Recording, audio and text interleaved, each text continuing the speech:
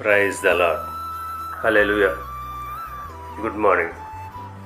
ఈరోజు దేవుని వాగ్దానము రూతు గ్రంథము 3వ అధ్యాయము 11వ వచనము. భయపడకుము, నీవు చెప్పినదంతయు నీకు చేతును. ఆమేన్. క్రీస్తునందు ప్రియులారా, బోయోజు రూతును ఉద్దేశించి ఈ మాట అంటున్నాడు. కుమారి, భయపడకము, నీవు చెప్పినట్లే నీకు చేస్తానని ఆయన వాగ్దానం చేస్తున్నాడు. అవును, ఆయన ఆమె యొక్క యోగ్య ప్రవర్తనను బట్టి ఈ మాట చెప్పుచున్నాడు.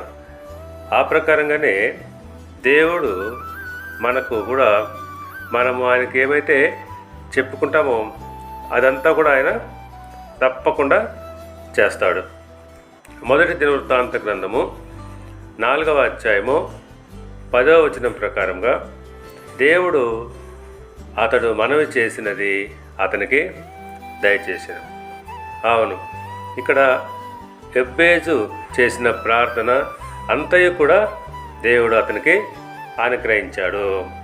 ఆ ప్రకారంగానే మనము దేవునితో ఏమైతే చెప్పుకుంటామో అదంతా కూడా ఆయన మనకు తప్పకుండా చేస్తాడు. అయితే మనము ఆయన యందు విశ్వాసము, నమ్మకము కలిగి ఉండాలి. దేవుడు మిమ్మల్ని దీవించి ఆశీర్వదించి వర్ధిల్ల చేయునుగాక. ఆమేన్.